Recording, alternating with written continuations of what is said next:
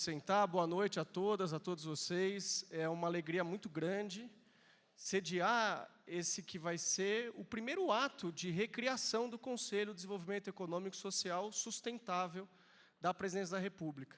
E para nós tem um simbolismo grande que esse conselho seja recriado, após ter sido extinto na última administração, exatamente aqui, com essa temática e com a presença de todos vocês. Então, em primeiro lugar, é deixar um agradecimento grande pela presença de todos e desejar que a gente tenha aí um grande evento. Eu vou compor a mesa, mas antes quero só fazer um pequeno recado, que por conta dos problemas de mobilidade, o ministro Alexandre Padilha vai chegar um pouco atrasado, mas ele estará conosco logo mais. Ele deve chegar para o final, meio do evento, e ele vai encerrar conosco. E aí, depois das falas, a ideia é que a gente abra para algumas perguntas rápidas.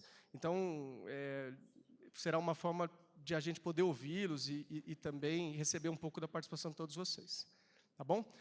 Para começar, eu queria compor a mesa, dizer que é uma alegria muito grande e uma honra muito grande ter aqui conosco a nossa ministra de Estado dos Povos Indígenas, nossa Sônia Guajajara, por favor. Sônia, por favor. A nossa secretária de Políticas e Ações Afirmativas, Combate e Superação do Racismo, do Ministério da Igualdade Racial, professora Márcia Lima.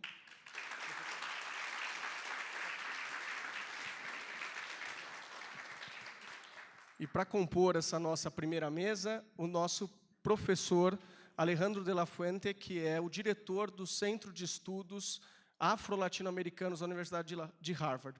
Por favor, professor.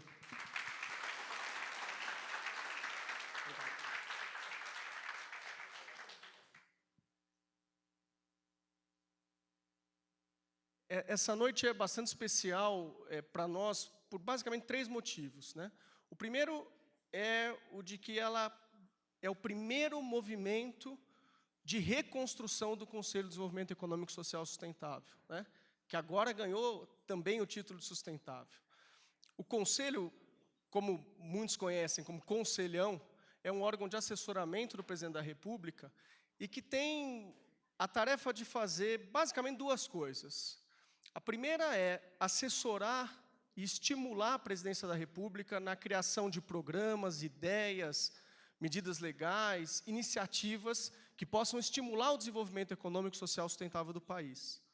Mas o Conselho tem uma especificidade. Ele é formado a partir da ideia da possibilidade do diálogo. O presidente, quando escolhe os seus conselheiros, ele busca a diversidade, ele busca trazer para dentro do Palácio do Planalto pessoas que estejam em segmentos diferentes, que tenham histórias diferentes e que tenham visões de mundo diferente. E nesse momento do Brasil, isso nos parece especialmente importante. Que o Palácio do Planalto possa voltar a ser um espaço de diálogo, em que as pessoas consigam se comunicar e determinar consensos possíveis numa sociedade com tantas divergências. Mais do que isso, esse é o segundo motivo pelo qual hoje é uma noite especial para nós, o Conselho dá um pouco da cara que ele quer ter ao trazer no seu primeiro evento um debate sobre igualdade. A ordem do presidente Lula, para nós, para o ministro Alexandre Padilha, e para mim, que tenho tido a honra de secretariar o Conselho, é de que o Conselho seja uma instituição obcecada pela redução das desigualdades. As desigualdades de renda, as desigualdades raciais, étnicas e de gênero. E por isso, o espaço que a gente está constituindo aqui nasce na ideia de que se forma um espaço permanente de construção de ideias, mas especialmente de exposição dos agentes públicos ao que a academia e ao que a sociedade tem a nos dizer. Nesse sentido, a composição da mesa também é construída pensando que a gente possa estabelecer diálogos em que os agentes ministeriais, secretários e pessoas que estejam à frente das políticas públicas possam receber os inputs da academia, possam receber as críticas e os processos necessários de correção e fiscalização da sociedade civil. Esse é um primeiro evento. A ideia é que a gente faça esses encontros rotineiros, sempre buscando que a sociedade civil permita com que a ação governamental seja melhor. E a terceira coisa é que é especialmente emocionante para nós trazer um debate sobre igualdade aqui no Palácio do Planalto. Sobretudo depois de tudo que aconteceu em janeiro desse ano, é importante que a gente afirme que esse é um espaço de todos, que tem que ser preservado como um elemento da cultura e da identidade nacional. Por isso, nós precisamos ocupá-lo assim, com debates que possam permitir que o Estado brasileiro deixe de ser uma máquina de geração de desigualdades, que é o que ele é, e possa se transformar em uma das ferramentas de criação dessa sociedade brasileira mais igual e mais justa, que é o objetivo de todos nós. Com isso, eu agradeço a presença de todos e passo bastante emocionado. Quero fazer um testemunho. Olha, a nossa ministra Sônia fez um esforço muito grande para estar aqui hoje, porque essa é uma semana bastante especial para a pasta dela, não é, ministra? Uma série de mobilizações, e ela tenho certeza que vai pagar caro essa conta de ter reservado uma horinha para estar aqui com a gente, porque seguramente não foi fácil achar um espaço na agenda. Ainda assim, ela manteve o compromisso, esteve com a gente. Nossa ministra Aniele viria também, mas nós não perdemos nada, porque estamos aqui com a nossa professora Márcia Lima. A ministra Aniele foi para a missão internacional com o presidente, mas eu queria especialmente agradecer a senhora, ministra, pelo esforço de estar aqui conosco nessa noite. Obrigado, ministra. Obrigada, Rodrigo. Boa noite. Boa noite. Saudar aqui a nossa amiga Márcia, o professor. Né? Gente, uma alegria estar aqui. Boa noite para toda a plenária aqui. E uma alegria estar aqui nesse momento, né, onde a gente lança aqui esse conselho, que é tão importante para essa participação, né, da diversidade. E para estar aqui hoje é exatamente esse esforço, né? Nós estamos com a mobilização indígena, é uma mobilização que já acontece há 19 anos aqui em Brasília, né? E hoje nós estamos com 6 mil indígenas, exatamente agora, marchando aqui na esplanada, mas eu não podia deixar, né, de vir no compromisso que eu já tinha combinado. E para nós também é demarcar esse espaço, né? Porque a gente fala muito de acabar com a desigualdade do nosso país, né? A Constituição garante direitos de condições, de oportunidade, de participação, direitos iguais, mas, na prática, dificilmente se efetiva, né? E, principalmente, falando de participação, né, nós estamos num ano que a gente considera um marco na história dos povos indígenas do Brasil, na história da política brasileira, e na história da participação indígena, né? É um ano que a gente consegue, pela primeira vez, ter um ministério, né, dos povos indígenas, que é um ministério que trata especificamente, né, das questões indígenas. Então, olha só quantos anos se passaram, né? 5 séculos, e depois da Constituição Federal, mais de 30 anos que já tem essa legislação escrita garantindo igualdade de oportunidade, e só agora a gente consegue, né, estar compondo um poder executivo. Então, para nós, isso é um ganho. E estar participando dos conselhos também é muito importante, porque é aqui que se discute essas pautas, né, que se tenta trazer, né, a participação da diversidade. Acho que tanto racial quanto de gênero, né, que a gente também, enquanto mulher, sempre faz questão de lembrar sempre o quanto que a participação de mulheres ainda é inferior em todos os espaços, apesar do protagonismo que a gente assume agora, né, porque nós estamos num momento que as mulheres têm assumido bastante protagonismo, mas, mesmo assim, ainda somos minoria. Somos minoria na Câmara, somos minoria no Senado, somos minoria nos ministérios, apesar do avanço, né, da quantidade de mulheres, mas ainda somos minoria. Então, falar aqui, né, do Conselho Econômico, né, e Social e Sustentável, né, é falar também dessa valorização das mulheres, né, dos povos. E quando a gente fala de economia, então, né, nós, povos indígenas, nem sempre somos considerados no modelo de desenvolvimento. Não somos, né? Inclusive, esses dias aqui mesmo, já, né, como ministra, eu fiz uma reclamaçãozinha, né? Foi se discutir a infraestrutura do país, e aí nos chama o Ministério dos Povos Indígenas. Aí eu, mas por que não chamou a gente para participar? Não, porque vocês estão no grupo social. Aí eu digo, sim, nós estamos no social, mas o projeto também de desenvolvimento de infraestrutura do país impacta nossos territórios, impacta a nossa vida. Então, nós temos que estar ali também participando desse grupo da infraestrutura, porque, né, diz respeito também à nossa vida, né, ao nosso modo de vida. Então, até isso, a gente ainda precisa toda hora estar falando, explicando, né, o que é ser indígena nesse Brasil. E ter um ministério, por si só, não vai resolver as históricas, né, os históricos problemas que a gente tem. E aí, considerando os últimos 6 anos, né, problemas que se acumularam aí pela ausência do Estado, e aí a gente vê o que explodiu no início do ano, logo no começo do governo Lula e do Ministério, né, a situação Yanomami, que revelou ao mundo uma situação que, infelizmente, não é só uma realidade do povo Yanomami, né, e que se alastra por várias situações e vários povos no Brasil. Então, ali é uma mostra dessa desigualdade, né, e o quanto essa desigualdade se intensificou nesses últimos anos. Então, está hoje com o Ministério dos Povos Indígenas, está hoje com a FUNAI sendo presidida por indígena e por uma mulher indígena, a Secretaria Especial de Saúde Indígena, né, com o indígena, e a gente ali no Ministério, com o nosso alto escalão todo de mulheres, né, LGBTQIA+, que está ali nessa representatividade.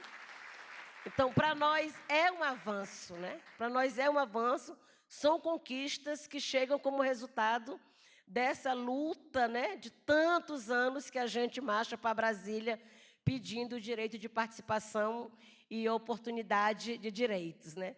Então, é por isso que a gente marcha, porque o fato do direito estar escrito, ele por si só também não se implementa. É preciso que a gente esteja ali participando, falando, lutando, gritando, para que em algum momento seja escutado, né? Então, gente, né, quero aqui deixar meu abraço. Vou só fazer essa saudação, vou voltar rapidamente, que a gente ainda tem ali. Além de estar lá na mobilização, nós temos que atender delegação por delegação no Ministério, porque o povo quer conhecer, né? Quer tirar uma fotinha. Então, eu tenho que dar essa atenção também, porque, afinal de contas, o povo vem para cá nessa esperança, né, de que possa, de fato, ser escutado. Mas também eu tenho que registrar aqui que todo mundo já está falando, né, que é um ano que a mobilização chega, e teve as portas abertas, onde eles procuraram ser atendidos, né? Os ministérios estavam com as portas abertas, todo mundo ali recebendo, né? Foram aqui em algumas secretarias, também foram recebidos. Mas também, olha só, né? Não é por ironia do destino, acho que não por coincidência, o Congresso Nacional hoje retoma uma pauta, né? E traz para o plenário a votação do PL 490. E foi um PL que a gente lutou tanto para que ele não viesse ser votado.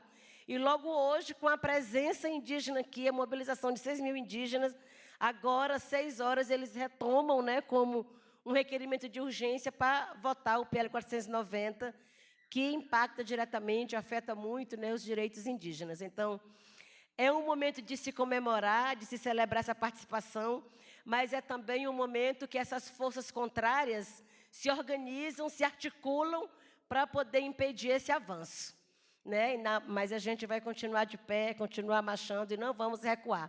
Um abraço, gente. Muito obrigada. Valeu, obrigado.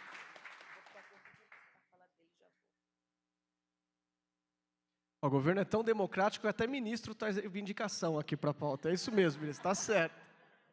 Ministra, Sônia, muito obrigado pela presença. A gente sabe que, de novo, foi um esforço grande, né? Foi um esforço grande estar aqui. Boa sorte com todas as mediações que são necessárias agora. Obrigado.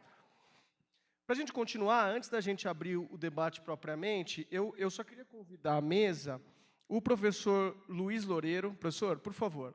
O professor Luiz é engenheiro e professor da Escola Politécnica da USP. Doutor pela École Centrale de Paris, na França, e ex-diretor da CAPES.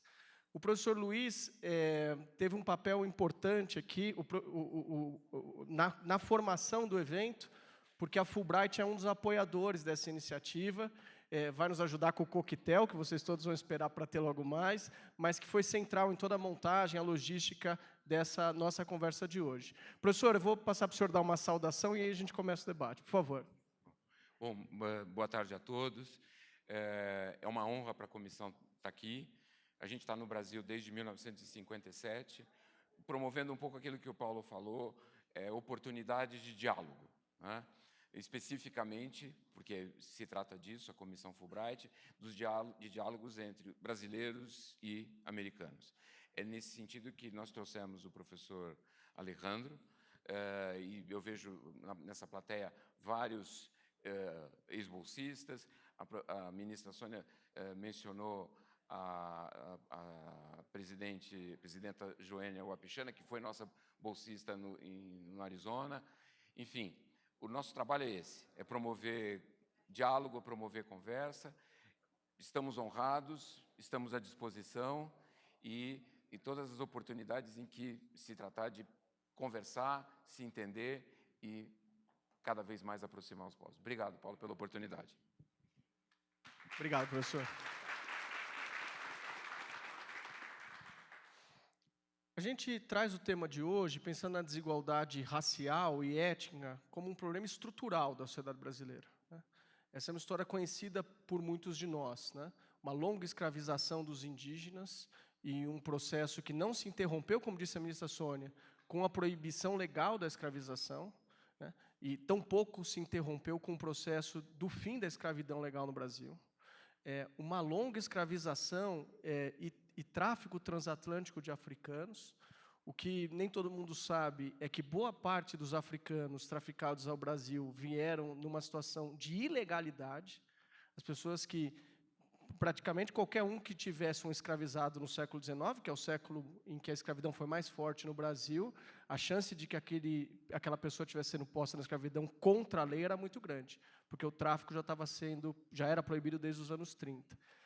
E essa estrutura de escravização ilegal de indígenas e de africanos e seus descendentes sobreviveu por conta de um apoio forte, organizado e estruturado do Estado brasileiro. O Estado brasileiro foi um ator nesse processo, seja na manutenção dessas instituições de opressão, seja nos processos de continuidade das discriminações raciais e étnicas que continuaram acontecendo ao longo do século XX e no século XXI.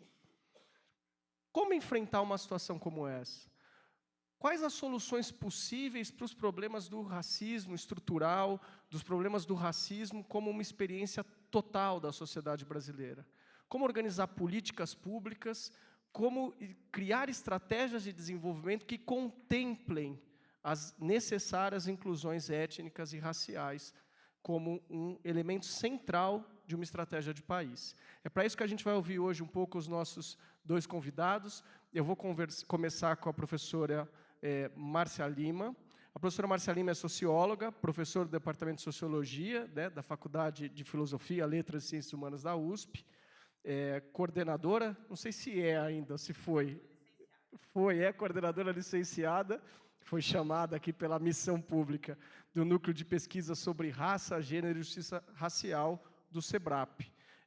O currículo é longo, eu não vou falar muito, senão eu vou cansar vocês de tanta coisa boa que tem para dizer sobre ela, mas queria só dizer que é uma alegria grande tê-la aqui conosco. Professora, por favor.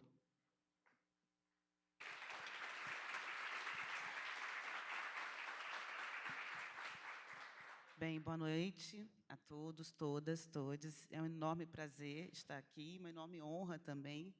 Primeiro, por participar de uma atividade, né, de retomada da participação social, a retomada desse conselho. Eu acho que ela representa muito, né, para a democracia brasileira.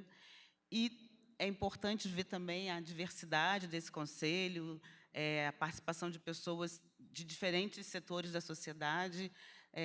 Eu fico muito feliz que vocês tenham escolhido o tema da discriminação racial e da desigualdade racial para a abertura, né, dos trabalhos que no dia 4, né, que a primeira reunião do Conselho. Então, estamos aqui fazendo aquecimentos e já coloco tanto o Ministério da Igualdade Racial para participar e dialogar com este Conselho.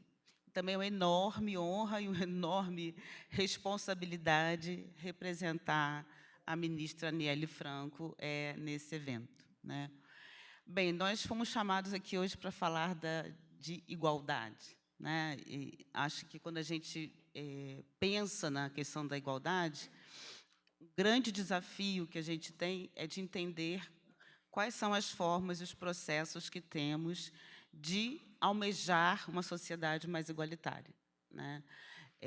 Então, muito do que a tradição de estudos sobre o tema das desigualdades nos traz, né, historicamente, a gente sempre teve que falar da importância da diferença na construção da igualdade, né? Então, quando a gente está falando de igual, a gente também está falando das diferenças, né? E a problematização dessas diferenças, tanto nas políticas públicas como na própria história desse conceito, é que, para mim, é o coração da forma de se enfrentar o que a gente chama de desigualdade. A gente tem na história do Brasil, e não é de hoje que se fala da nossa sociedade desigual, de quão desigual é a sociedade brasileira e de políticas públicas para combater a desigualdade, mas, durante muito tempo, essas desigualdades não tinham cor, não tinham raça, não tinham etnia, não tinham gênero. E a gente vê que a gente tem um avanço muito grande no combate às desigualdades no Brasil, quando a gente começa a dar forma a essa desigualdade. E o que é dar forma a essa desigualdade? É introduzir a importância da diferença, né?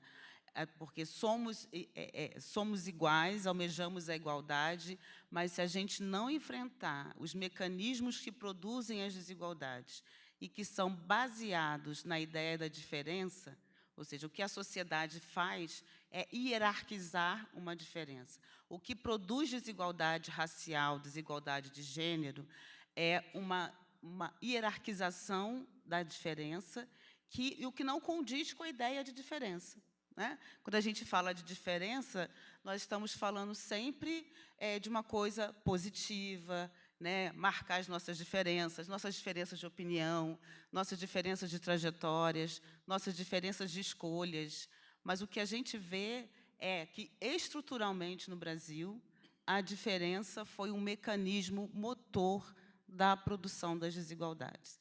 Então, não é possível que a gente vá enfrentar a desigualdade educacional sem olhar para essa produção das hierarquias da diferença, os estereótipos em torno da diferença, né? Então, eu acho que, nesse sentido, eu vejo com muita alegria e tenho muita honra de participar da construção do Ministério da Igualdade Racial, que traz esse sentido da igualdade, mas a gente ainda precisa de falar que é uma igualdade racial, uma igualdade de gênero, porque, à medida que, se a gente não traz esse adjetivo, né, para a igualdade, e a história nos conta que, se a gente não faz essa reflexão sobre quais grupos são afetados pelas estruturas das desigualdades, a gente não consegue reduzir essas desigualdades.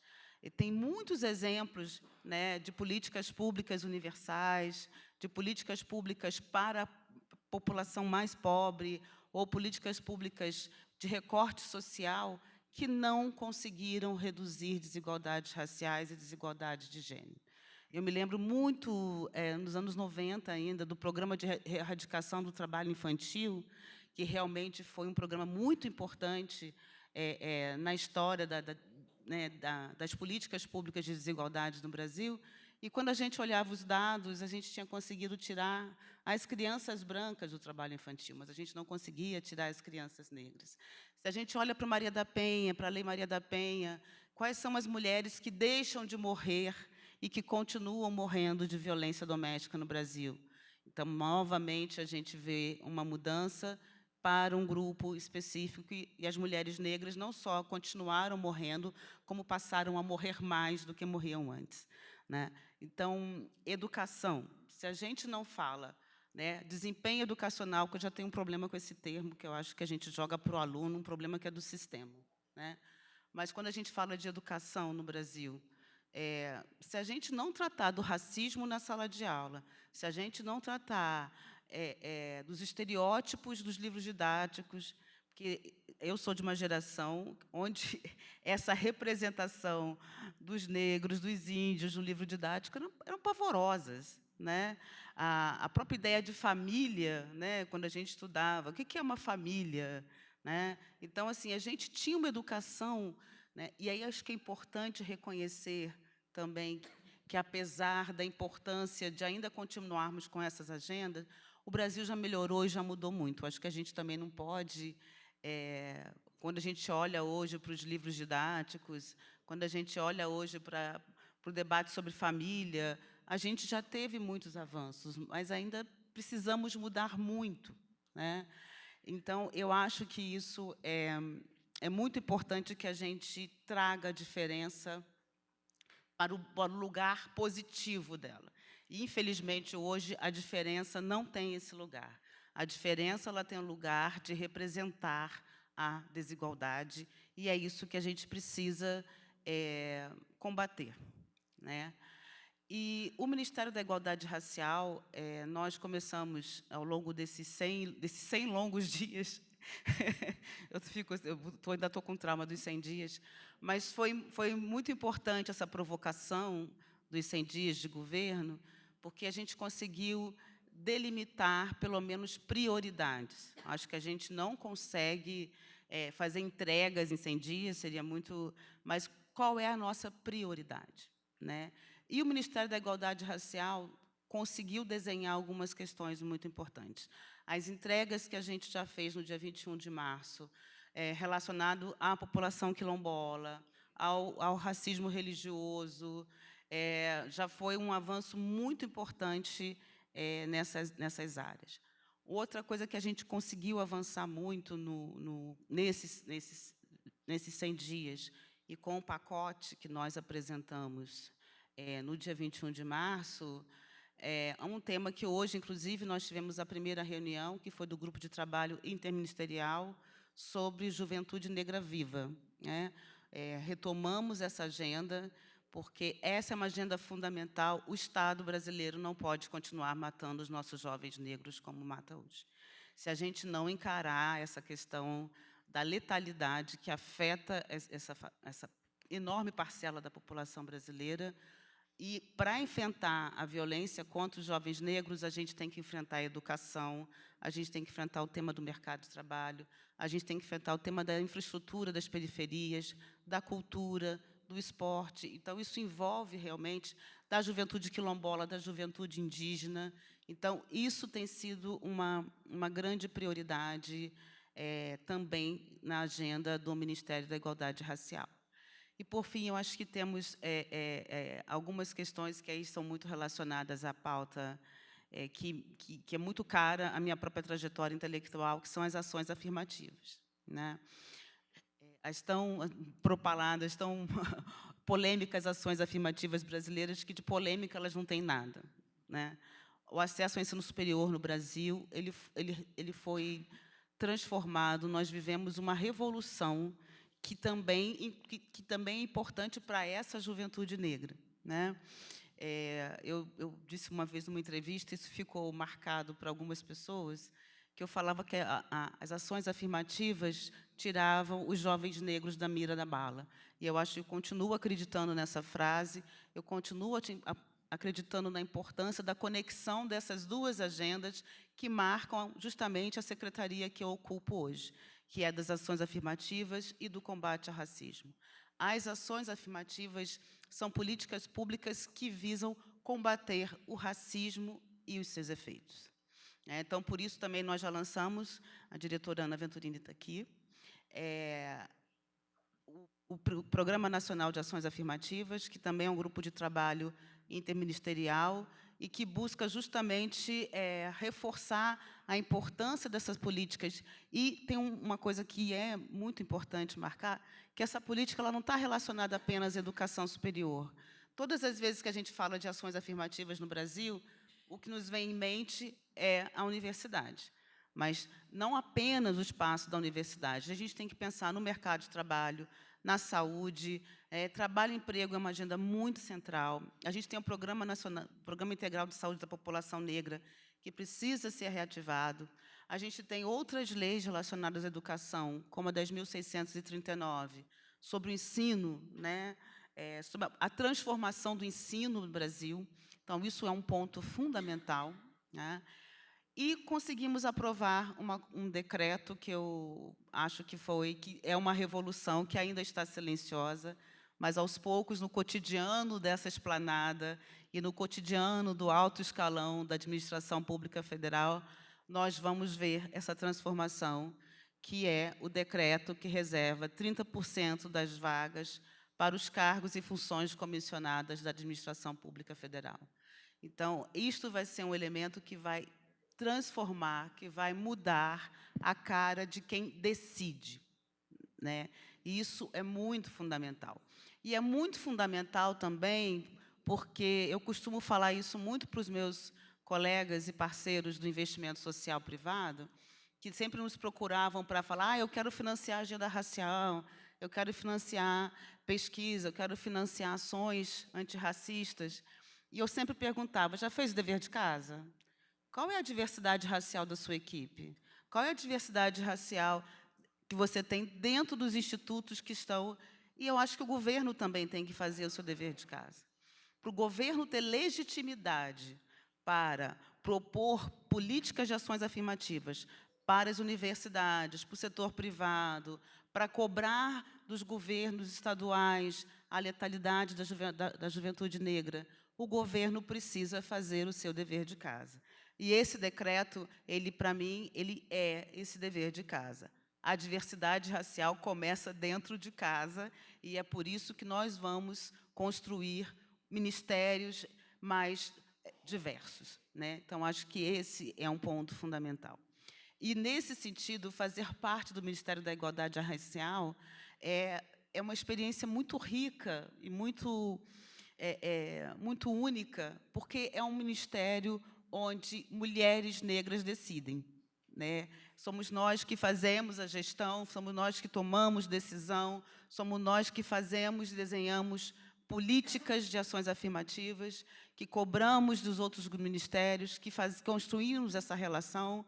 Mulheres negras no poder é a cara do Ministério da Igualdade Racial, que tem, né, como ministra a maravilhosa Aniele Franco, que representa muito bem, pela sua coragem, pela sua juventude, pela sua capacidade de se reinventar diante de uma tragédia que assolou a vida pessoal e familiar dela, e está hoje na luta, né, contra a violência política das mulheres negras, e que está na luta também do reconhecimento desses espaços decisórios como os espaços que nós vamos ocupar. E eu quero falar, eu espero, né, eu sempre digo isso, que isso não seja um ministério de 4 anos, que não seja um ministério de um governo. A pauta racial, a pauta da equidade racial, ela tem que vir para ficar.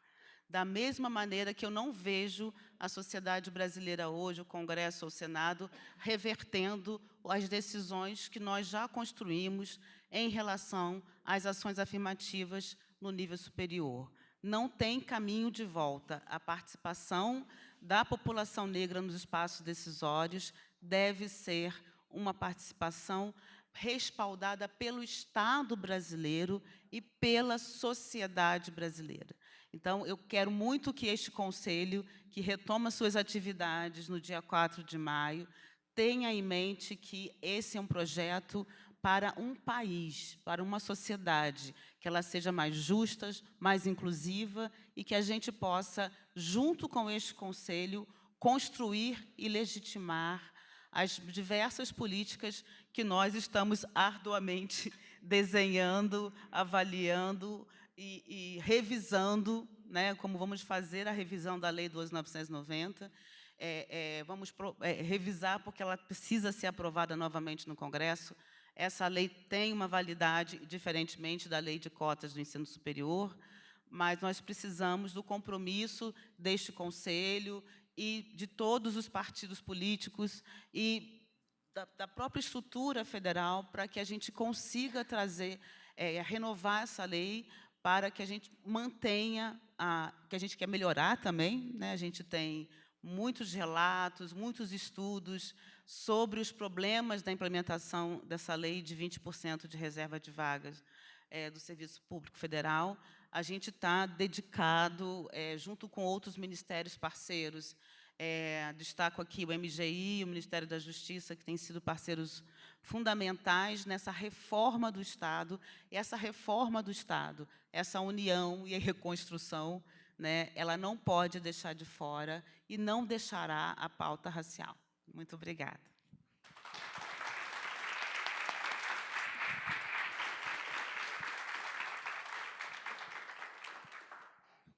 Obrigado, professora. Não vou me alongar muito, vou passar ao professor Alejandro e depois eu abro aqui as perguntas com algumas questões quando a gente vai caminhando para o fim. Queria só agradecer a todo mundo que está presente. Somos aqui provavelmente 130 pessoas num dia que foi muito difícil chegar aqui, então a gente queria agradecer muito a todos vocês. Eu passo imediatamente a palavra ao professor Alejandro de la Fuente, um acadêmico e curador de arte, pesquisador e especialista em escravidão e relações raciais. Professor Robert Ward Bliss, de História e Economia na América Latina, professor de Estudos Africanos e Afro-Americanos e de História na Universidade de Harvard, diretor do Afro-Latin American Research Institute no Hutchins Center for African and African American Research em Harvard. Professor Alejandro, obrigado demais pelo convite e, por favor, obrigado.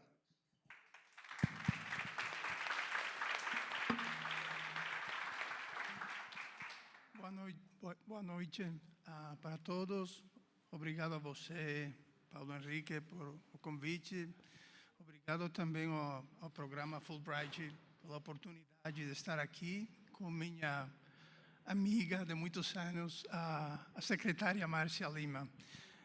Eu sou acadêmico e eu acho que minha contribuição hoje tem que ser uma contribuição que fala desde a academia. Melhor agora? Sim? Então, não preciso me levantar, não. Só a ministra pode fazer isso. Eu vou ficar sentado.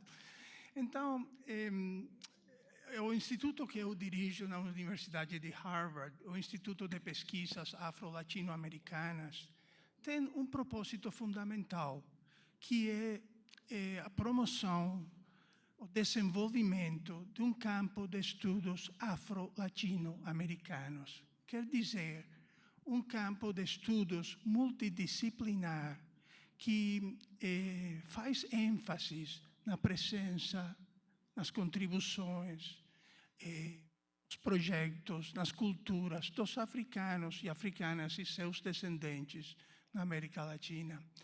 Quando você centra a experiência africana, a América Latina não é mais latina, não é mais europeia. Você está centrando outras histórias, você está centrando outras culturas, outras explicações.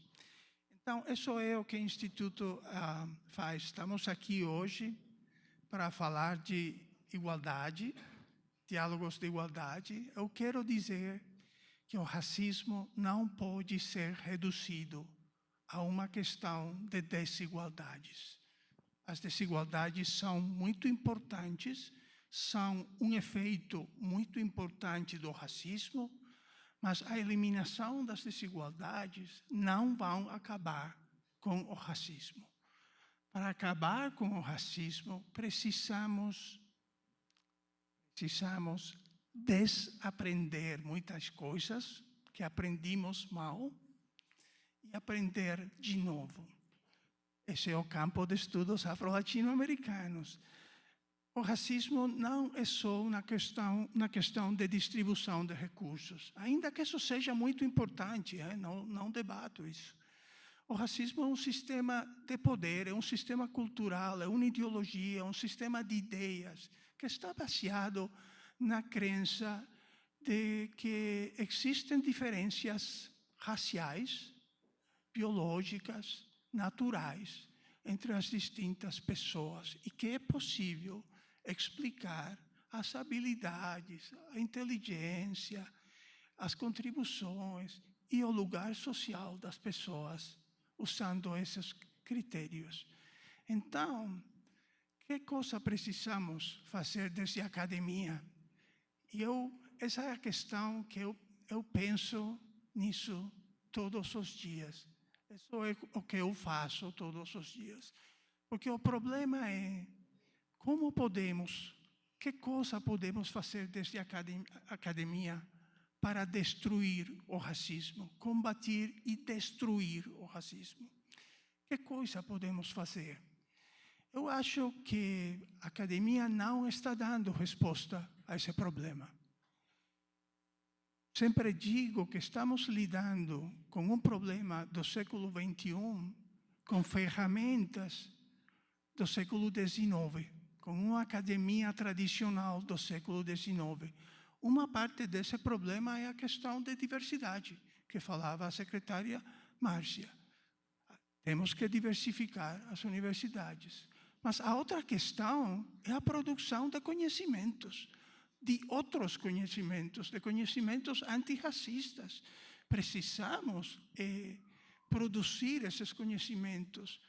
Então, como fazemos isso? Uma coisa que tenho encontrado aqui no Brasil, eu estou agora mesmo como professor visitante na UFBA, em Salvador, e gosto muito de Salvador, tenho que dizer, hein? Vou sair com saudade e quero voltar. Uma coisa que tenho encontrado é que os acadêmicos, meus colegas, estudam o racismo em parcelas isoladas, desde as suas disciplinas. Os sociólogos estudam as desigualdades, os cientistas políticos estudam as relações entre a raça e os processos eleitorais. Os colegas que estudam a linguagem estudam a língua como um sistema de poder e as narrativas racistas. Os historiadores estudam a escravidão e a abolição e as lutas das populações afrodescendentes. Os colegas que trabalham meio ambiente trabalham o racismo meioambiental. Mas esses colegas estão nas suas disciplinas isoladas e não falam entre si. Tenho encontrado grupos de pesquisa dentro da mesma universidade, faço reuniões com eles e tenho que fazer a mesma fala 4 ou 5 vezes. E digo a eles, mas por que vocês não trabalham juntos? O racismo não trabalha, não funciona em parcelas isoladas. Não é que o racismo decide trabalhar na educação esta semana, no mercado de trabalho, o dia depois, nas eleições, o dia depois, no meio ambiente. O racismo tem uma capilaridade que cobre a sociedade toda. Sim? Então, a academia precisa desenvolver ferramentas para lidar com isso, para estudar não somente os efeitos, não somente os fragmentos, mas o racismo como um sistema complexo de poder que tem um impacto enorme na sociedade do conjunto. E isso é o que tentamos fazer desde o Instituto de Pesquisas Afro-Latino-Americanas.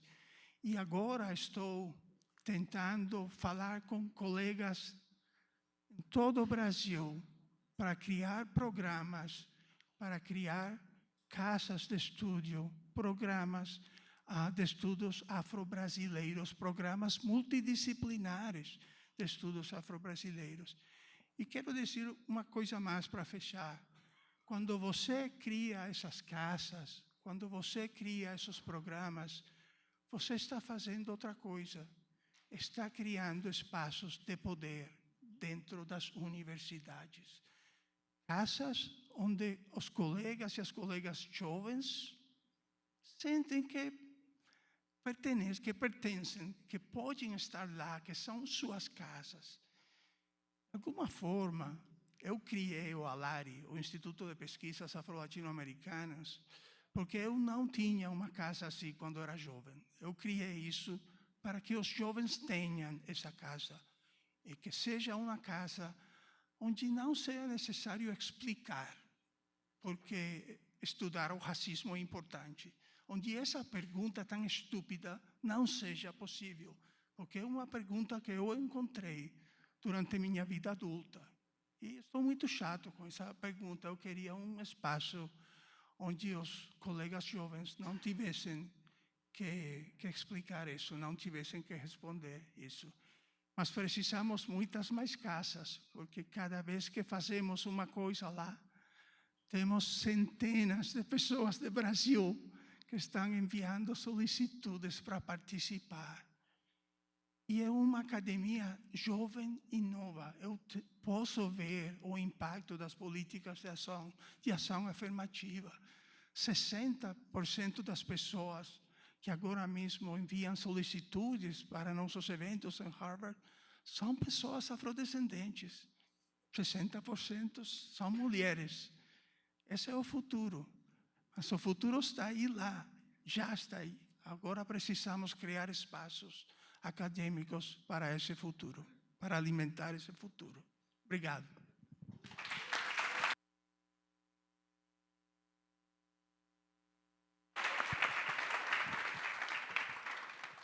Obrigado, professor Alejandro. Antes da gente liberar todo mundo para os comes e bebes, a gente vai fazer uma rodada rápida de perguntas. Eu vou esquentar aqui, vou começar com uma para cada um dos nossos palestrantes. Depois a gente vai coletar, acho que 2 ou 3 ou 4 perguntas. Vou pedir para quem puder se inscrever já. Mas, primeiro, eu queria perguntar à professora Márcia, e a senhora já deu um pouco a linha, professora, que as ações afirmativas são um sucesso no Brasil, ponto. É um fato. Todo mundo que está próximo da realidade universitária, para dar o exemplo mais natural e óbvio, sabe do sucesso das ações afirmativas nas universidades. Quais os próximos passos? A senhora trouxe já para a gente falando das ações que têm sido feitas no sentido de que o governo faça também ações afirmativas. Mas como é que nós, a partir do governo federal e do Conselho, podemos estimular que empresas levem mais a sério isso? Podemos estimular que o governo, nas suas contratações, privilegie empresas que façam ações afirmativas? Como é que nós podemos usar os nossos poderes diplomáticos para espalhar melhor essas práticas e procedimentos? Então, queria que a senhora desse um pouco para a gente, até para nos ajudar no Conselho, para a gente começar a pensar formas de interação, quais são esses próximos passos, quais os caminhos que a gente deve olhar em seguida. Depois, professor Alejandro, eu queria ouvi-lo sobre uma coisa que eu acho que o senhor tem uma visão preferencial sobre isso, ou uma visão estratégica sobre isso, e esse é um dos motivos pelos quais nós queremos o senhor aqui, que é pensar no Brasil como uma referência na América Latina. Quer dizer, a gente sabe que o que a gente faz aqui em termos de inclusão racial ressoa na América Latina. Então, eu queria que o senhor desse um pouco um testemunho de como os processos de inclusão no Brasil têm afetado a pesquisa no resto da América Latina, o que a gente tem a ensinar aos colegas latino-americanos e o que a gente tem a aprender deles. Como é que o senhor tem visto essas relações, evidentemente, na academia, onde o senhor está mais pronunciadamente ativo, mas também no ativismo, como pensar essas relações entre o Brasil e a América Latina? Professora Márcia, a senhora também pode responder para o lado de lá, que a senhora entende bem disso. Bem, eu acho que os próximos passos. A gente teve um pequeno probleminha, digamos, um interregno de 6 anos, onde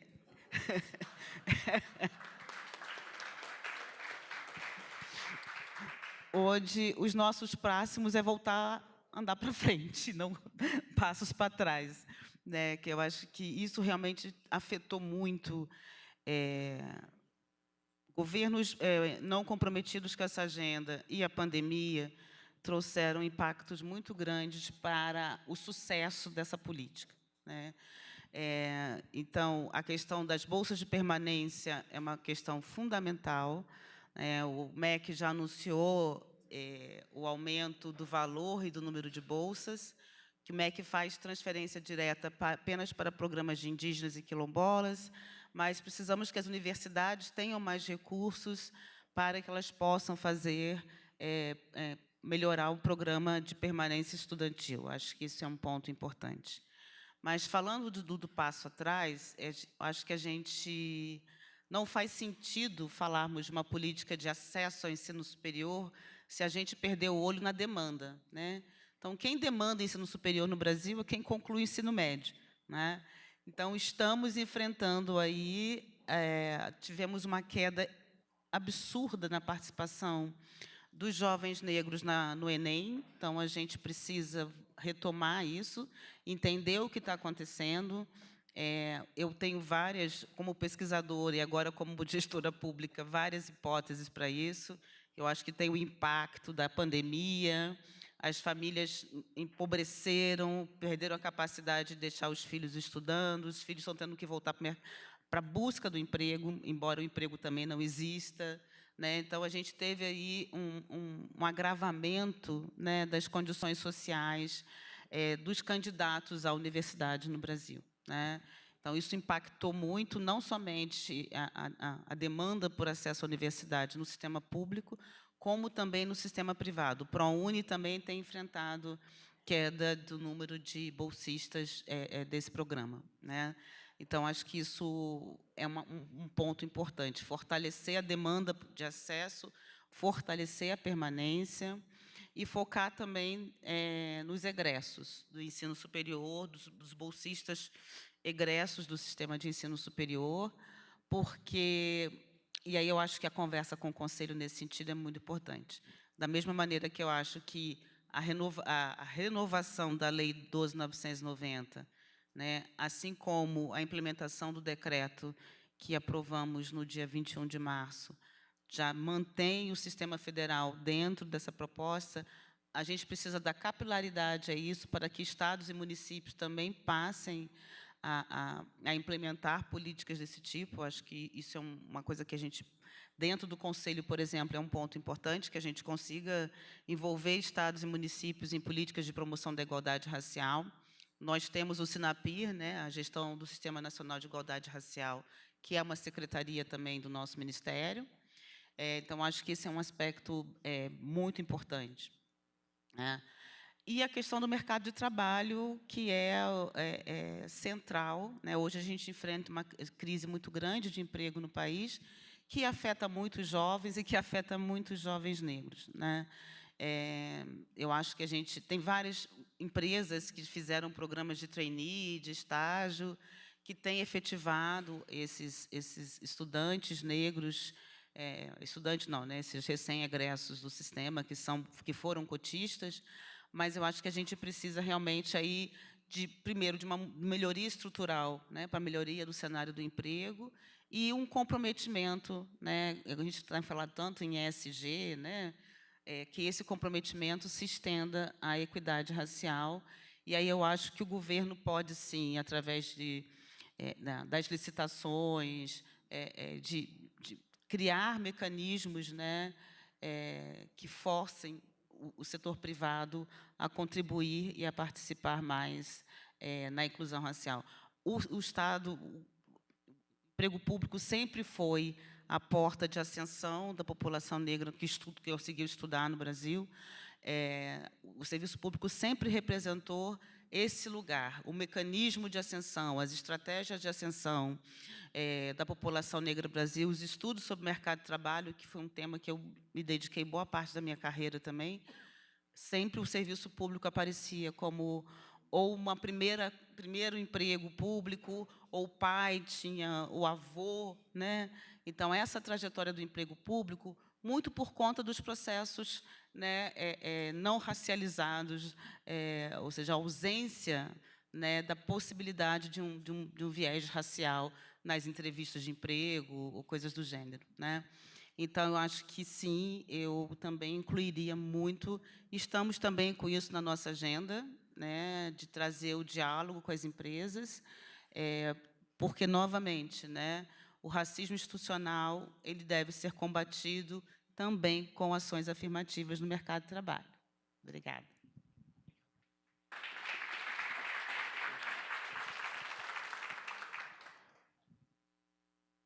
Vou ser breve minha resposta.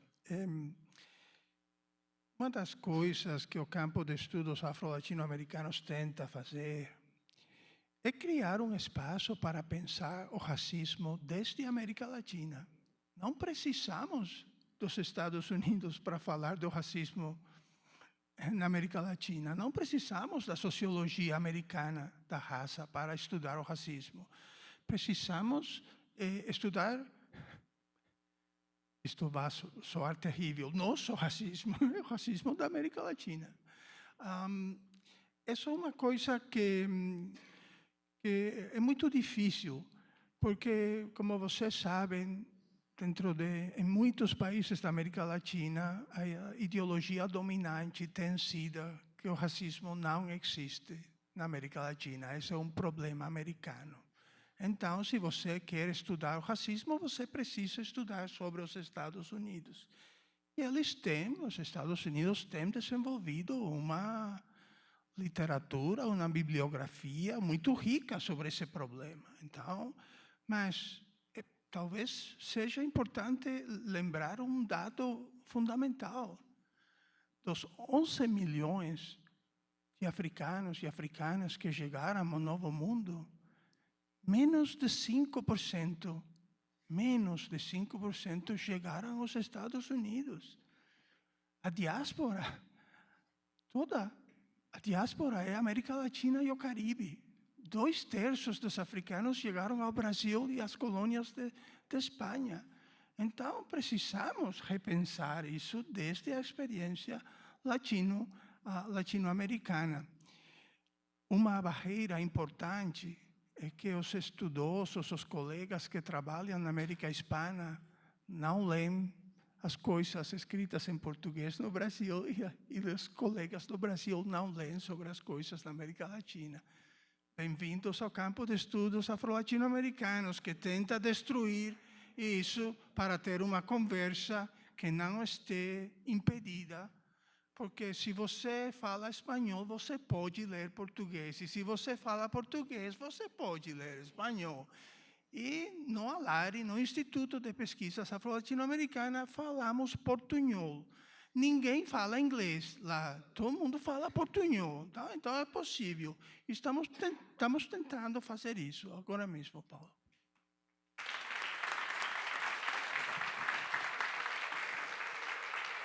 Vamos abrir para algumas perguntas. A senhora aqui estava inscrita, lá atrás a Cris que vai coletar. Cris, olha, aqui. Deixa eu passar para cá. Aqui também. Ó, aqui, vocês dois aqui. Isso, boa. Cris, você pilota aí. Boa noite a todos e a todas e todes. Eu estou como secretária nacional de política para as mulheres e gênero da Força Sindical, nossa central sindical.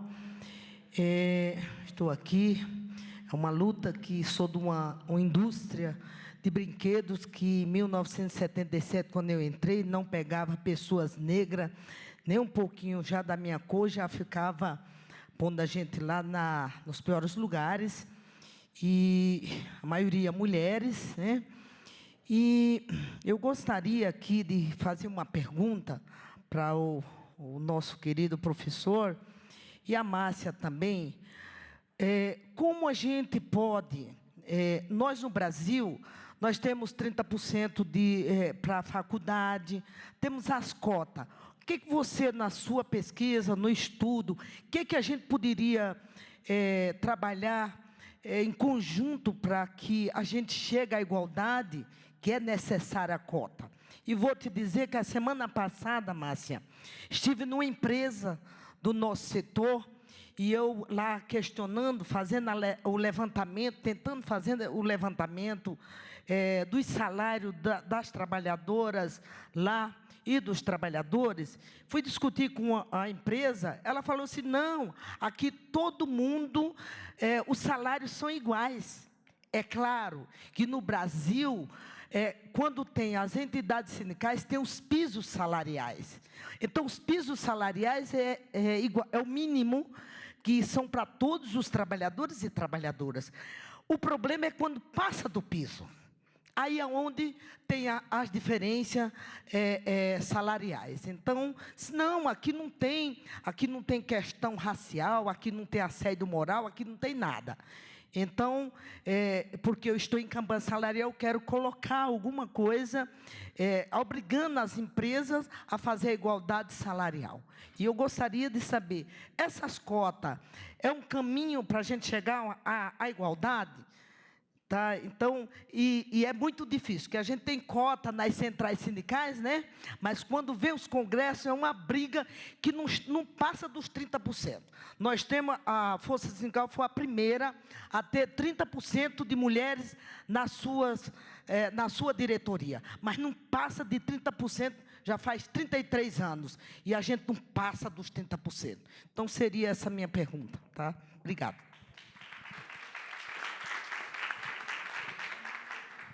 Cris, você prefere pegar mais uma, duas, ou a gente faz uma por uma? Acho que é melhor para poder abrir mais, as pessoas têm que ser um pouquinho mais Então, rápidas. pega mais? Pega mais. Ó, então, lá no...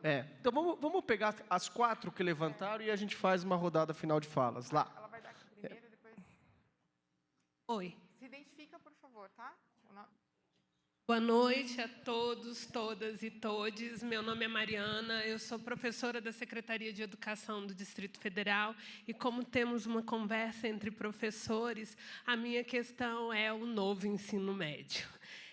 Nós sabemos que o novo ensino médio está sendo discutido novamente com a sociedade civil, mas eu gostaria, né, de lembrar que a discussão do novo ensino médio tem que ser uma discussão interministerial também, porque esse novo ensino médio ele acabou destruindo com a política de educação profissional anterior, que era o ensino profissional integrado, que trazia aos estudantes não só a capacitação, mas a continuidade dos estudos e a possibilidade do ingresso numa universidade. E agora, com esse novo ensino médio, estou falando de quem está dentro da casa, de quem constrói essa política, ele é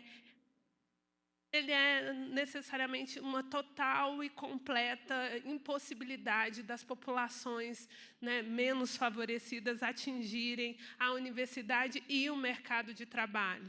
Eu sou uma mulher preta, mãe de um filho preto, entusiasta da educação pública. Meu filho é aluno da educação pública, está no ensino médio, e quando eu acompanho, eu vejo cada vez mais distante a possibilidade do meu filho ascender como eu, de alguma forma, ascendi.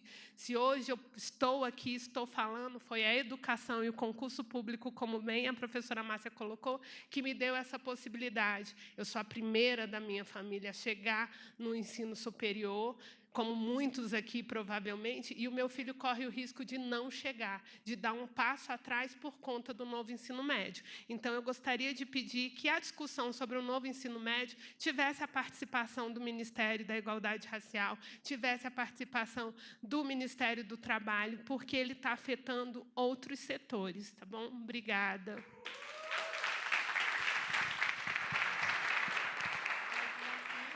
Esse aqui primeiro, aqui, depois lá. Tá? Eu te passo.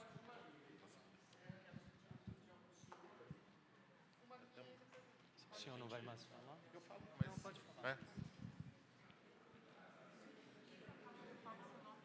Tá legal.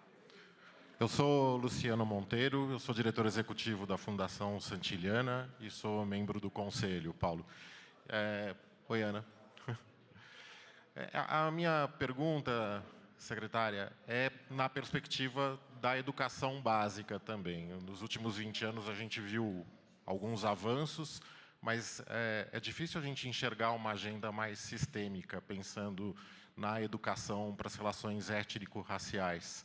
Então, a minha pergunta tem mais a ver com esperança, né, que agora, com o Ministério e na relação com o Ministério da Educação, a gente consiga construir um conjunto de ações mais sólidas e uma estratégia mais definida. Queria ouvir um pouco a senhora e também do professor Alejandro, se há um conjunto de boas experiências na América Latina envolvendo a educação básica. Obrigado.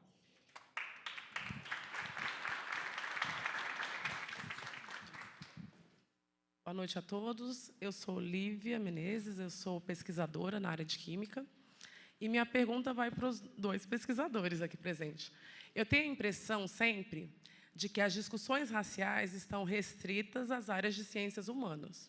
Até quando o professor Alejandro, por exemplo, trouxe que foi criado um centro, né, de referência para que as pessoas negras soubessem do que se trata, eu sempre me sinto excluída nesses debates, porque em ciências exatas esses debates não chegam e porque os institutos são de ciências humanas, né? E aí eu queria trazer também para a professora o que pode ser feito com relação a isso, porque essas discussões na universidade, elas, infelizmente, ainda estão só no campo de ciências humanas. Obrigada.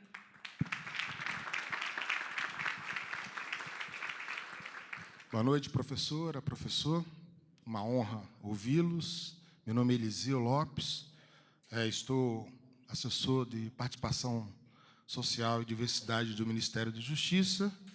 E, antes de vir para cá, eu tive uma experiência como ouvidor das polícias do Estado de São Paulo nos últimos 3 anos, uma experiência muito interessante, porque eu pude, evidentemente, testemunhar, digamos assim, esses problemas no que diz respeito às relações da sociedade brasileira e essas tensões que se esparramam, evidentemente, pelas cidades, pelas periferias, enfim.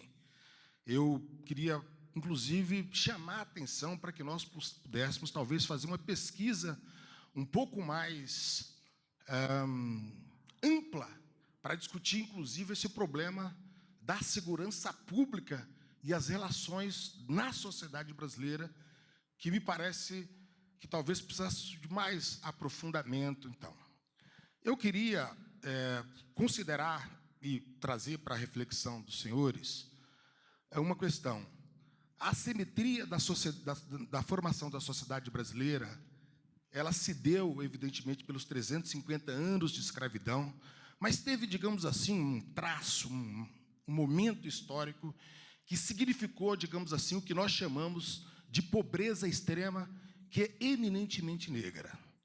Quando foi instituída a lei de terras no Brasil, há poucos anos, 30 anos antes do apagar já da escravidão, isso causou, digamos assim, essas diferenças abissal que existe na sociedade brasileira, que é exatamente a possibilidade de apropriação da riqueza. E a sociedade brasileira foi constituída como uma sociedade de cotas, de ação afirmativa para os não negros, para os brancos. Daí essa pobreza extrema.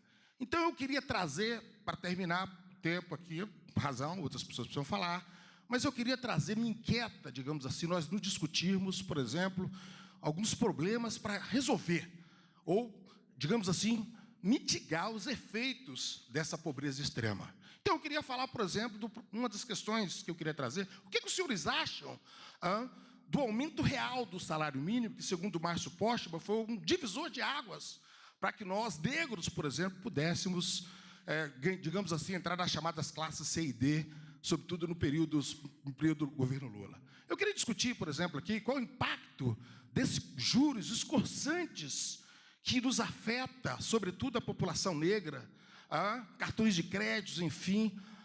Quero discutir a alíquota do imposto de renda, porque, no geral, essa nova classe média negra, mulheres e homens, enfim, eles ganham máximo R$5.000 aqui.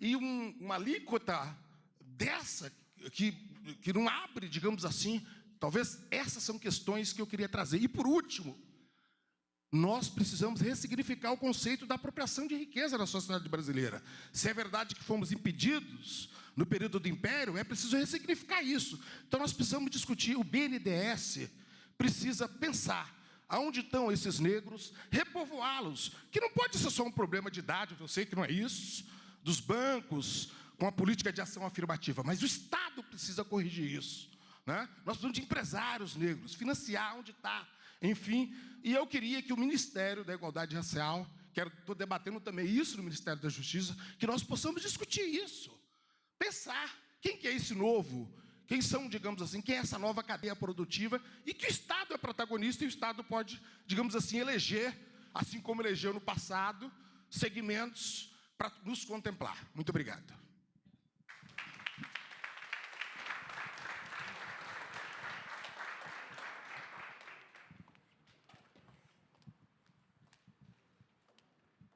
Vamos pegar essas últimas duas e a gente encerra. São só questões fáceis, eles vão responder com muita tranquilidade, então a gente não vai ter muita dificuldade. Vamos pegar as últimas duas e a gente vai para as falas finais, por favor.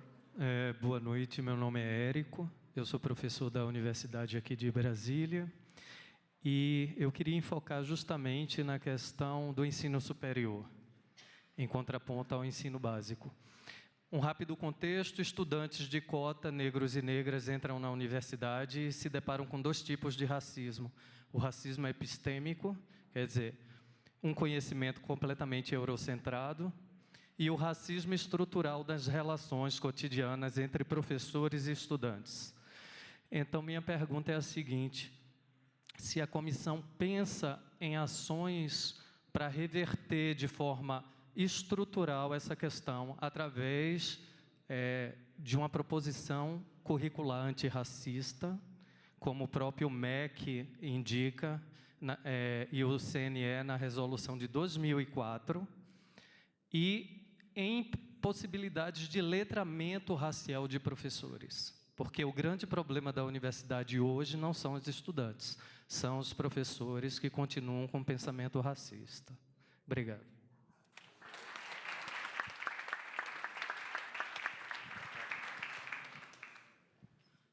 Sou Rodrigo Rosário, parlamentar do Estado de São Paulo, no litoral, filho descendente do Quilombo de Jabaquara, um dos poucos que foram eleitos parlamentares. Dentro disso, eu gostaria de fazer essa questão: quando nós, progressistas, alcançaremos esse objetivo de ter realmente homens, mulheres ocupando os espaços de poder, ocupando sim de verdade os diretórios executivos, ocupando sim a primeira classe, vamos colocar assim, daqueles que administram e decidem as coisas partidárias no nosso país.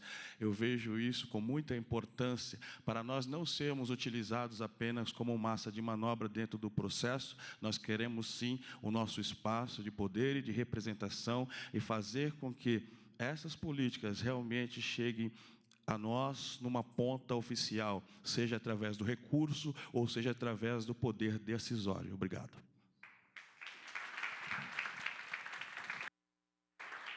Dani, eu havia esquecido, tinha mais uma pessoa inscrita aqui, e aí eu vou passar a palavra para a professora Márcia e a professora Alejandro, aqui, ó, aqui na frente. Eu vou ser expulso pelo time aqui. Assim, ó, a tua pergunta é a primeira do vinho aqui, ó. Você fica aqui na frente para a gente pegar o coquetel, por favor. Ok, boa noite. Eu vou ser bem breve que eu vou falar. Meu nome é Ingrid Luiz, eu sou estudante. Eu sou a inclusão, né, de jovem presente, e espero ser também futuro, e também ser uma geração que possa influenciar outros jovens. Estou finalizando agora a Unilab, estou no 9º semestre, e estou agora na FGV, bolsista, em administração pública, e finalizando o bacharel de humanidades. E, tipo, é muita emoção de estar aqui, né? Eu até tinha gravado com minha mãe, né? Porque dia 1º de janeiro eu estava lá de fora, vendo a posse, né? E sou de Salvador. Lutei para que a minha geração, né, tenha a possibilidade de estar aqui. Mas tem uma questão que o conhecimento ele é necessário, mas tem uma questão que impossibilita muito, é a mobilidade urbana, né? Porque muitos jovens não têm dinheiro de ir para um certo lugar que às vezes é muito longe. Como é que oferece uma educação e às vezes é muito longe, mas aquele jovem não tem dinheiro para poder ir todos os dias. Quando não tem dinheiro para ir para o transporte, falta alimentação. Então, dentre outros fatores que está na inclusão de um jovem preto com carência, que infelizmente é algo estrutural. Então, antes de ter uma solução, tem que imaginar do problema e a consequência para poder melhorar, né? Então, eu vim dar essa... Ai, Deus. É essa questão mesmo, né? Salve todos, né? Boa noite, obrigada.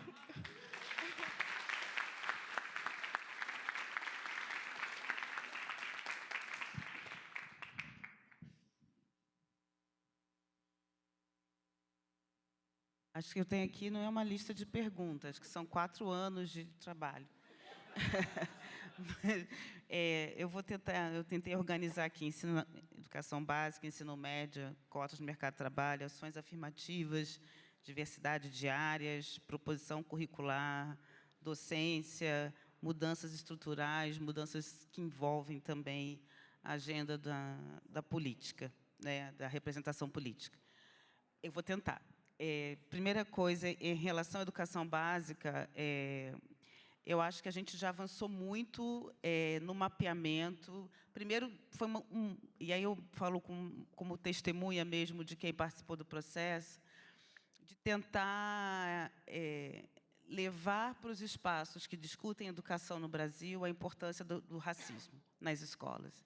Isso foi um mantra meu com todos esses programas de apoio à educação, e já participei de muitos eventos. Eu acho que a gente está conseguindo avançar para a ideia de que o racismo afeta desempenho, de que é o racismo e a estrutura da escola que precisa ser mudada e não o aluno. Porque muito do discurso sobre desempenho escolar, rendimento dos alunos, comparação das notas de alunos brancos, alunos negros, isso tem, eu acho que às vezes a própria política ela produz uma estigmatização tentando resolver um problema, né?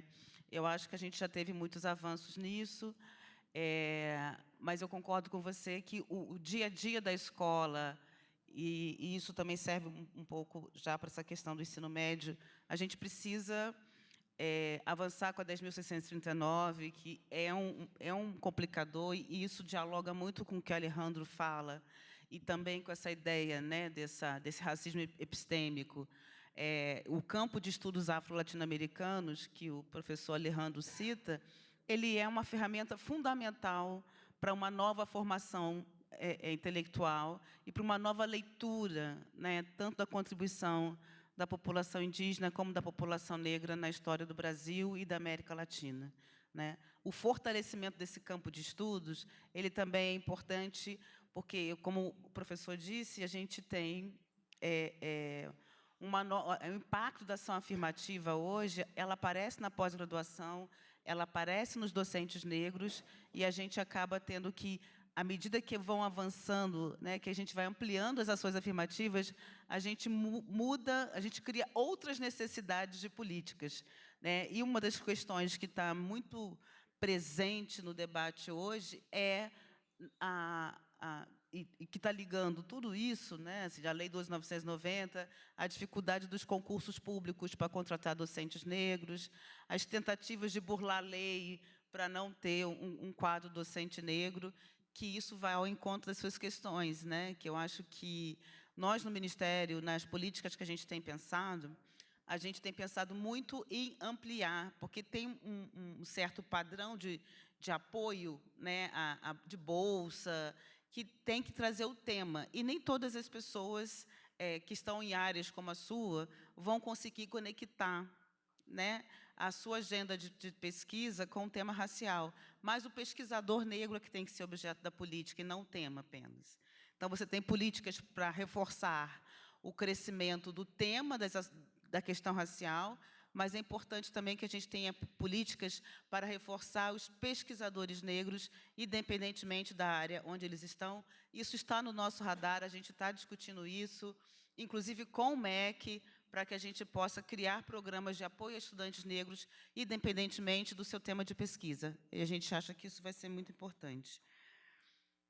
Mudanças estruturais, eu concordo plenamente com você. Eu acho que existe uma questão, quando a gente fala de ações afirmativas, que parece que as ações afirmativas vão resolver todos os problemas da inclusão racial no Brasil.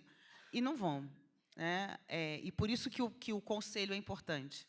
É levar o tema racial para o debate da economia, do planejamento, da previdência. A questão previdenciária, eu incluí na sua lista, eu incluiria a questão da previdência, né? A gente tem muita preocupação, e tem estudos que falam da previdência, né? Do acesso à previdência social pelos negros no Brasil. Então, eu acho que aí a gente tem olhar para a estrutura, ou seja, não adianta a gente fazer política de ação afirmativa no mercado de trabalho, com o mercado de trabalho privado demitindo todo mundo, né? Mas quem demite primeiro? né? Então, eu acho que aí tem uma questão, quem sai primeiro, sempre no mercado de trabalho quando tem crise? Mulheres e negros, isso já é histórico na literatura, a gente tem esse mapeamento. E a questão das cotas, eu acho que tem, todos os decretos que a gente está escrevendo, tentando aprovar, e dos que já existem, a gente fala sempre do mínimo, né? O mínimo de 30%, o mínimo de 20%. No caso das ações afirmativas no ensino superior, o mínimo de 50% de escola pública, e a gente vê realmente essa resistência. O que demonstra, né, se a gente não consegue passar do mínimo da cota, é porque as cotas são realmente fundamentais, né? Isso reforça a importância.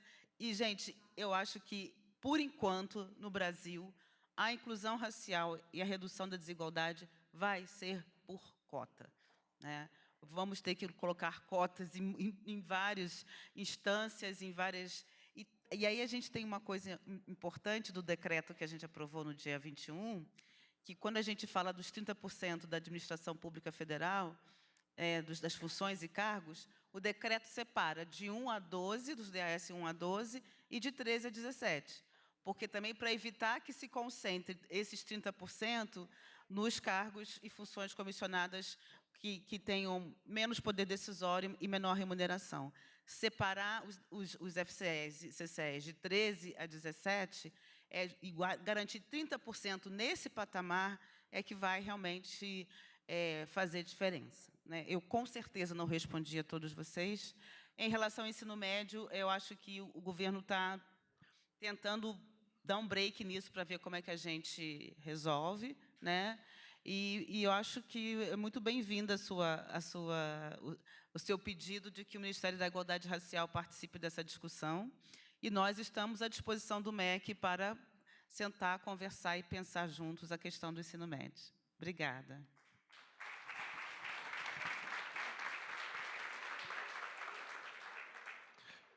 Antes de passar a fala final do professor Alejandro, embora esteja adorando estar na mesa, tenho juízo, e o ministro Alexandre Padilha acabou de chegar, vou convidá-lo para vir à mesa para fazer... Venha aqui, ministro, por favor, para fazer, depois da fala do professor Alejandro, o encerramento. Ministro Alexandre Padilha, ministro das Relações Institucionais. Vem cá. Não, vem aqui. Não, o senhor sente aqui com a gente. Eu posso dizer com orgulho, vocês vão saber isso oficialmente na semana que vem, com a publicação disso, mas o ministro Alexandre Padilha, das Relações Institucionais, que é o coordenador do Conselho, será o responsável por entregar um Conselho com maior inclusão da história dos Conselhos. Então, o Conselho que historicamente teve... Vou dar um dado, vocês vão conhecer isso melhor na semana que vem. Mas o Conselho que historicamente teve, em algumas edições, 10% de participação feminina, 12% de participação feminina, virá com 40% de participação feminina, e a sensação é de insatisfação, porque a gente quer, até o fim do mandato do presidente Lula, conseguir atingir os 50%. Então, está acontecendo no mínimo, é isso. Está acontecendo pela batalha e pela crença do nosso ministro Alexandre Padilha, que quer fazer do Conselho um instrumento de inclusão efetivo e que possa representar essas mudanças. Vou passar para o professor Alejandro fazer as considerações dele, depois nosso ministro Alexandre Padilha faz o encerramento. Antes, eu só vou fazer um agradecimento final. Obrigado. Eu vou falar muito rapidinho, porque quero ouvir o ministro, tá bom? Eu vou ser muito breve. A questão, a pergunta sobre as quotas, eu gostei como você fez a pergunta. Um caminho, isso é um caminho, esse não é o ponto final. O ponto final é que não precisemos de quotas. Esse é o ponto final, que a destruição do racismo, para que as quotas não sejam necessárias. Mas... Por agora, precisamos das quotas, sim, para criar espaços de igualdade e para fazer mudanças. Mas esse não é o ponto final. Esse é somente o caminho, como você diz. Temos exemplos dentro do ensino médio da América Latina, em Colômbia. Existe lá um processo que é similar ao processo brasileiro, que são as cátedras de estudos afrocolombianos. Mas o problema é o mesmo que no Brasil, que os professores e professoras não têm os conhecimentos necessários para implementar essa ideia. E quero dizer uma coisa para apoiar o que meu colega da Universidade de Brasília, que eu conheci hoje, mencionou. Ele perguntava se o Conselho vai fazer alguma coisa. O Conselho pode fazer uma coisa muito importante, que é apoiar a criação de programas de estudos afro-brasileiros nas universidades do Brasil.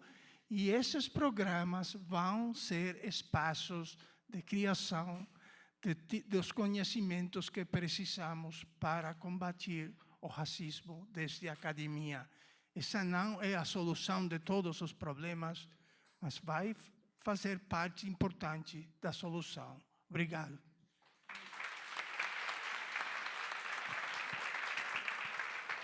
Obrigado, professor Alejandro. Antes da gente encerrar e reafirmando, né, o nosso convite a todos vocês para que fiquem no nosso coquetel, nós vamos ter uma comidinha, um vinhozinho aí para vocês. Queria ressaltar a presença do secretário nacional de Justiça, Augusto Botelho. Obrigado por ter vindo, Augusto. Sei que estava vindo do voo, a cidade não está fácil. Obrigado por estar aqui. Eu, antes de passar ao ministro Alexandre Padilha, queria também agradecer a presença do Todd Mayahaira, é assim, Todd? Que é o adido cultural da Embaixada dos Estados Unidos no Brasil. Está triste porque está indo embora para os Estados Unidos de novo, vai abandonar o Brasil. Mas obrigado pela tua presença, Todd. E queria fazer um agradecimento muito especial. Vocês não têm ideia o trabalho que dá a montar uma coisa como essa. A equipe que organizou tudo isso aqui. Então, primeiro ao cerimonial da SRI. Na pessoa da Cris, da Marina, da Renata, o Zé, o pessoal da comunicação, e o time do Conselho, a Priscila, a Maria, a Fabiana, a Daniela, o Nicolau, que são os que eu estou vendo aqui. Queria agradecer muito a vocês, porque a Valéria, que estava lá embaixo, dá muito trabalho botar essas cadeirinhas aqui, fazer isso tudo acontecer, e essa gente é quem faz isso ser viável. Ministro Alexandre Padilha, por favor. Boa noite, gente. Eu vi que o debate... Cheguei aqui no começo, o pessoal estava com dificuldade de chegar, então não começou exatamente no horário que ia começar. Eu tive que sair para uma reunião no Ministério da Fazenda. Então, eu sei que vocês já estão há bastante tempo aqui, então não quero alongar, né? Quero primeiro dizer, em nome da Márcia, em nome do Alejandro Fuentes, em nome do Luiz, em nome do Paulo Pereira, da nossa equipe do Conselho Econômico de Desenvolvimento Social, a alegria e, em certa medida, um pouco de emoção. Estou vendo aqui vários que foram conselheiros do Conselho dos SEDES no primeiro governo, no segundo governo do presidente Lula. Eu tive a honra de acompanhar o Conselho desde o começo e de ser o ministro responsável, né, pelo Conselho no finalzinho ali do segundo governo do presidente Lula. E quando o presidente Lula me convidou para recriar o Ministério das Relações Institucionais, né, porque ele foi recriado agora em janeiro, Márcia, uma das questões que eu mais pedi para o presidente foi o seguinte: presidente, vamos recriar, retomando, né, o Conselho, além da relação federativa, que a gente tem responsabilidade. Todo mundo, a imprensa está aqui, quando a imprensa me vê, eles só pensam que eu cuido só do Congresso Nacional, tá certo?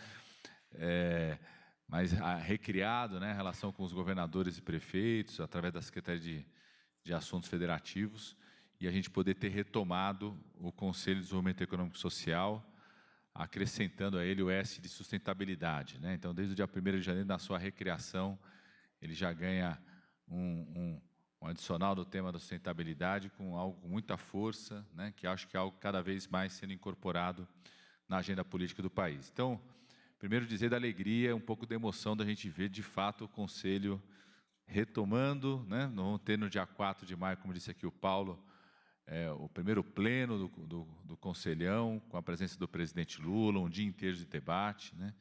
Com essas novidades aí que o Paulo já falou aqui, e outros que a gente vai falando aos poucos, para a gente dar, cada dia a gente vai dando uma novidade para a imprensa, tá? Para vocês não saberem tudo de uma vez aí, até o dia 4 de maio tem muita novidade sobre os membros, a composição, o formato, né, o objeto do Conselho.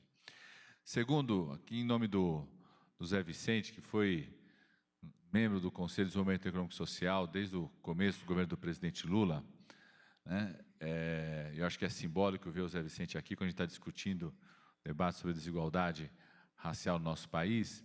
Eu queria relembrar, talvez você vai lembrar, Zé Vicente, 2009 e 2010, a gente estava terminando o segundo governo do presidente Lula, e mais do que o governo, a gente estava vivendo um certo ciclo histórico no país, que depois a própria Fundação Getúlio Vargas, num estudo, disse que tinha sido o único período da história do país que 3 coisas aconteceram ao mesmo tempo: crescimento econômico, redução da desigualdade e saúde das contas públicas. O Brasil tinha tido períodos de grande crescimento econômico com aprofundamento da desigualdade e destruição das contas públicas. O Brasil tinha tido períodos de ajustes fiscais, de equacionamento da destruição das contas públicas, mas com aumento da desigualdade, baixo crescimento.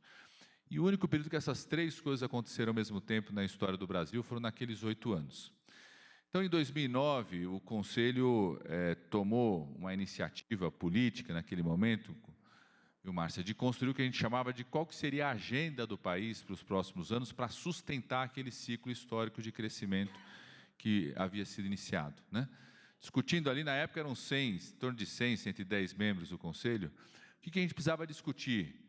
Empresários, atores econômicos, representando os trabalhadores, das universidades, aquela caracterização que tinha o Conselho, o que precisava ser discutido, qual que era a agenda política do país para sustentar aquele ciclo que nós havíamos iniciado naqueles 8 anos.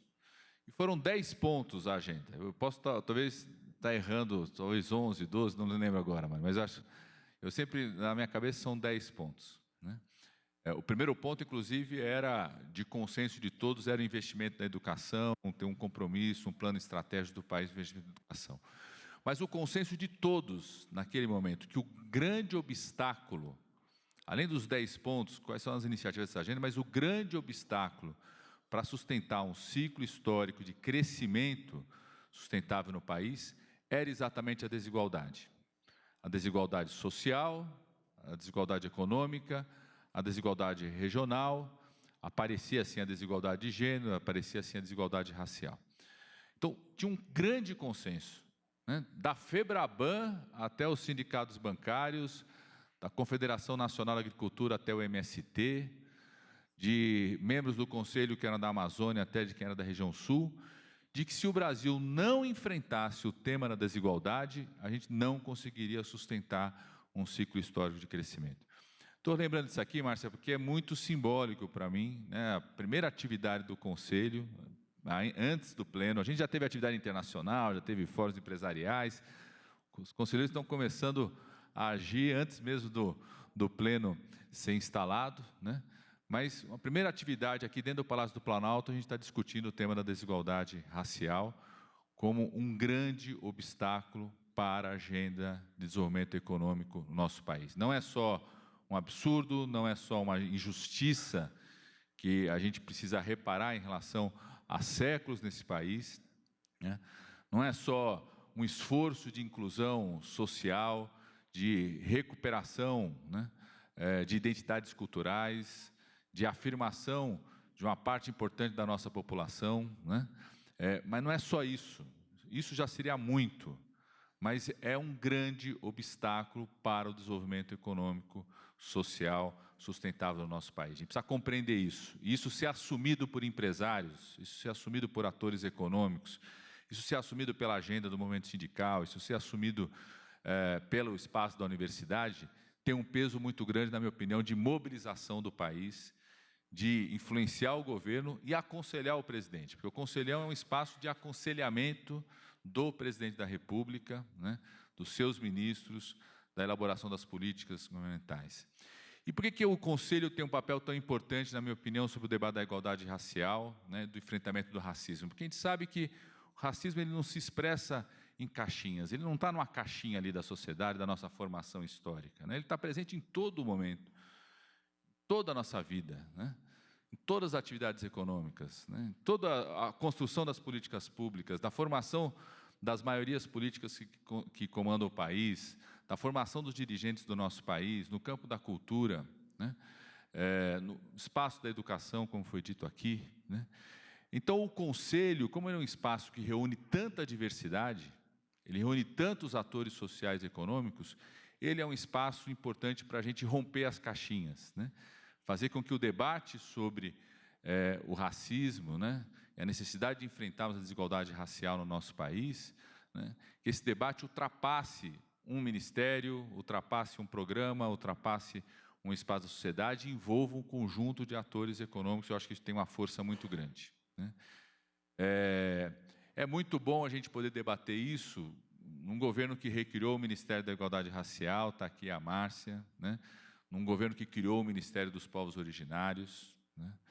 Um governo que já tomou iniciativas em relação a isso, um governo que resolveu fazer o debate sobre a inclusão, né, da população negra nos seus quadros dirigentes do governo, né? A lei que o presidente assina é uma lei muito importante no sentido e encaminha para o Congresso Nacional, um compromisso do governo de ampliar a presença de negros e negras nos seus quadros dirigentes, de fazer um cadastramento, senão a gente não tem o dado do cadastro, né? Tornar isso como obrigatório, a gente não tem o cadastro, a gente não tem a informação consolidada, ela está invisível, quando ela está invisível, você não tem instrumento nem mobilização para assumir políticas públicas para reverter essa situação, de a gente poder fazer o cadastro dos servidores públicos, daqueles que assumem papel de direção, né? Tá lá o quesito cor, nos cadastros dos empregados, né, dos funcionários, das grandes empresas, das empresas como um todo, ou seja, para a gente poder enfrentar esse tema, né? Então, eu estou muito feliz, viu, Márcia, Alejandro, Luiz, primeiro da colaboração de vocês. Muita gente acompanhou esse debate, não aqui presencialmente, pela IBC, vai acompanhar pelas redes sociais e vai trazer um elemento muito importante para a nossa instalação no Conselho no dia 4. A gente fez questão de... Não foi fácil fechar um certo número de membros do Conselho, porque muita gente querendo, isso é uma coisa boa, participar, né? Teve demanda de mais de 1000 pleitos para participar do Conselho de Desenvolvimento Econômico e Social. Nós vamos, inclusive, fazer uma engenharia de como que você vai incorporando as pessoas, como você pensa rodízio, mecanismo de colóquios, outras formas de participação, né? Mas a gente fez questão de ter uma matriz que era, de um lado, né, representantes dos atores econômicos, né, representantes dos trabalhadores, né, uma parte da matriz, porque nós estamos recuperando as relações institucionais no país, nós estamos recuperando o exercício da democracia, nós estamos refortalecendo o conjunto de instituições. Então, a parte da matriz serem entidades, pessoas que, nesse período, tiveram um papel muito importante no ativismo pela democracia e um componente muito importante do debate da diversidade, né, do enfrentamento à desigualdade racial, de gênero, étnica e da sustentabilidade do país. Então, estou muito feliz de retomar. Eu acho que foi muito forte e importante a gente poder retomar nesse espaço como esse, tá certo? Então, agradecer muito, convidar vocês para interagirem com o Conselhão, que a gente vai relançar agora no dia 4 de maio, participar ativamente, né, a gente se envolver com isso, e certamente, né, a contribuição do Conselho vai ter um papel decisivo para a gente formular novas políticas. O governo, nesses primeiros 100 dias, tem um papel de recriar programas que haviam sido destruídos, mas agora a gente tem um desafio muito maior, né, que é formular políticas para os novos desafios atuais que nós temos pela frente. E a participação de vocês vai ser muito importante para a gente. Então, quero agradecer muito, mais uma vez, a Márcia, o Luiz, em nome do Luiz, toda a Fulbright, agradecer representantes aí do corpo diplomático dos Estados Unidos, agradecer ao professor Alejandro Fontes por estar aqui junto conosco, né? E agradecer, sobretudo, cada uma e cada um de vocês por fazer o nosso Conselhão ter voltado aí para o Brasil, tá certo? Obrigado, boa noite. Eu não vou ficar para o coquetel, porque a minha vida, o trabalho é árduo, tá certo? Eu ainda tenho um verdadeiro pronto-socorro armado aqui, viu, Augusto? Viu, Augusto? Meu gabinete é um verdadeiro pronto-socorro, uma fila grande ali de atendimento, então vou voltar para lá, tá certo? Obrigado, viu, gente? Abraço, Paulo. Obrigado, ministro Padilha. Estão todos convidados para o coquetel. Deixar o nosso agradecimento à ministra Sônia, que esteve aqui também. Ministro, vamos tirar uma foto aqui só. Agradecer também à ministra Sônia, que esteve conosco, e declarar encerrado. Falamos em breve agora no coquetel.